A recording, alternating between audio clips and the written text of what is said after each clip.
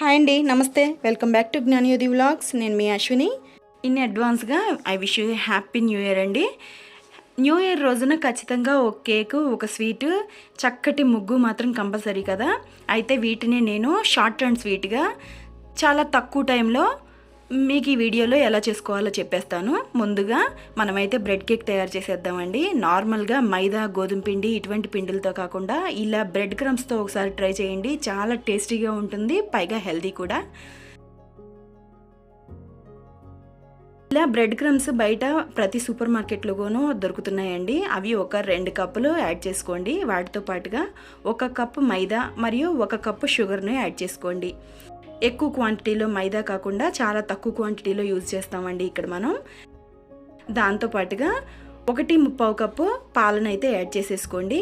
ఈ కొలతలన్నీ కూడా పక్కాగా సరిపోతాయండి. కేక్ కూడా చాలా మెత్తగా స్పాంజీగా వస్తుందన్నమాట. వీటన్నిటిని కూడా బాగా మిక్స్ అయ్యేలాగా కలుపుకోవాలి. పంచదారనేమి పొడి చేసుకోనక్కర్లేదండి, డైరెక్ట్గానే యాడ్ చేసేసుకోవచ్చు. దీనిలోనే 1 స్పూన్ వెనీలా ఎసెన్స్ మరియు 3 టేబుల్ స్పూన్స్ ఆయిల్ని వేసుకోండి.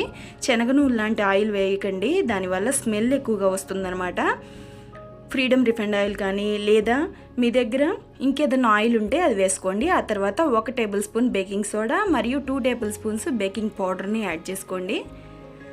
వీటన్నిటినీ కూడా మనం కలుపుకున్న మిశ్రమంలో బాగా కలిసేలాగా కలుపుకున్న తర్వాత ఒక బౌల్లో కొంచెం ఆయిల్ని వేసి దానిలో కాస్త మైదా పిండిని స్ప్రెడ్ చేయండి. దీనివల్ల కేక్ ఈజీగా ఊడొచ్చేస్తుంది అనమాట. ఆ తర్వాత మనం కలుపుకున్న మిశ్రమాన్ని అంతటినీ కూడా ఈ బౌల్లో వేసేసి ఆ తర్వాత ఒక బాదం పప్పుని ఇలా సన్నగా స్లైసెస్లా కట్ చేసేసుకుని డెకరేషన్కి వేయాలండి. ఆ తర్వాత స్టవ్ వెలిగించుకుని మీడియం ఫ్లేమ్లో ఒక మందపాటి పాత్రలో ఈ బౌల్ని పెట్టేసి డబుల్ బాయిల్ చేసుకోవాలి. 50 మినిట్స్ వరకు కూడా బాయిల్ చేసుకోవాలండి. ఒక 50 మినిట్స్ తర్వాత చూడండి కేక్ అంతా కూడా చక్కగా కుక్ అయిపోయింది కదా. దీన్ని కాస్త చల్లారిన తర్వాత తీసుకుని ఇలా ఓ ప్లేట్లో వేసుకుని సర్వ్ చేసుకోవటమే. ఇది చాలా టేస్టీగా మరియు హెల్తీగా ఉంటుందండి. ఖచ్చితంగా ఒకసారి అయితే ఈ కేక్ని మీరు తయారు చేసి చూడండి. ఆ తర్వాత స్వీట్ రెసిపీ. రెగ్యులర్గా గులాబ్ జామున్ పిండితో తయారు చేసే గులాబ్ జాములు కాకుండా ఇంట్లోనే ఉప్మా రవ్వతో అంటే బొంబాయి రవ్వతో గులాబ్ జామ్ తయారు చేసుకునే విధానాన్ని మీకు ఈరోజు నేను చెప్తానండి. దానికోసం ముందుగా స్టవ్ వెలిగించి ఒక కడాయి పెట్టుకోండి. కాస్త నెయ్యిని వేసి దాన్ని కాస్త కాగిన తర్వాత 1 కప్పు బొంబాయి రవ్వను వేసుకోవాలి.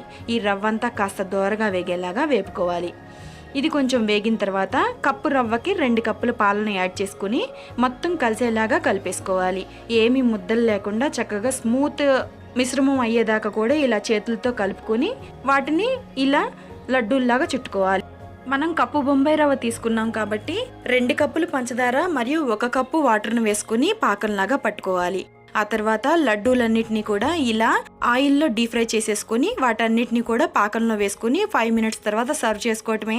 అంతేనండి, ఎంతో టేస్టీ మరియు హెల్తీ అయినటువంటి బొంబాయి రవ్వ గులాబ్ జామున్ అయితే న్యూ ఇయర్ కోసం సిద్ధమైపోయినట్లే. ఆ తర్వాత న్యూ ఇయర్ అంటే ఖచ్చితంగా గుర్తొచ్చేవి ముగ్గులు కదా. ఇదిగోండి ముగ్గులు స్వీట్ అండ్ షార్ట్గా ఇక్కడైతే నేను యాడ్ చేసేస్తున్నాను. ఇదంతా కూడా మిస్ అవ్వకుండా చూడండి. మీరు కనుక మన ఛానల్ని కొత్తగా చూస్తున్నట్లయితే తప్పకుండా మన ఛానల్ని సబ్స్క్రైబ్ చేసేసుకుని పక్కనే ఉన్న బెల్ ఐకాన్ని తప్పకుండా యాక్టివేట్ చేసుకోండి. ఫర్దర్గా నా నోటిఫికేషన్స్ అన్నీ మీ దాకా వచ్చేస్తాయి.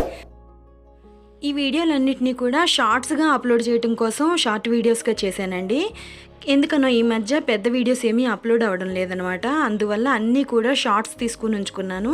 కానీ ఇప్పుడు న్యూ ఇయర్ కదా, సో ఒక కేకు, ఒక స్వీట్ రెసిపీ మరియు ఒక ముగ్గు అప్లోడ్ చేద్దామనే ఉద్దేశంతో ఈ షార్ట్స్ అన్నిటినీ కూడా కలిపి ఒక వీడియో రూపంలో మీ ముందుకైతే తీసుకొచ్చేసాను. అందువల్లే స్వీటు కేక్లో విడిగా ఇంగ్రీడియంట్స్ ఏమీ చూపించలేదండి, డైరెక్ట్గా చెబుతూ వేసాను అనమాట. ఒకసారి అయితే ఖచ్చితంగా ఈ బ్రెడ్ కేక్ని మరియు రవ్వ గులాబ్ జామున్ అయితే ఒకసారి తప్పకుండా ట్రై చేసి చూడండి. చాలా అంటే చాలా టేస్టీగా ఉంటాయన్నమాట. మరియు ఒకసారి మీరు ట్రై చేసి ఎలా వచ్చిందో తప్పకుండా నా కామెంట్ సెక్షన్లో కామెంట్ చేయండి.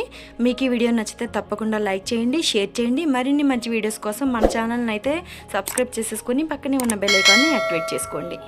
మరొక మంచి వీడియోతో తప్పకుండా మీ ముందుకు వచ్చేస్తుంది మీ Ashwini. Stay tune to gnanayudhivlogs. Thank you so much for watching.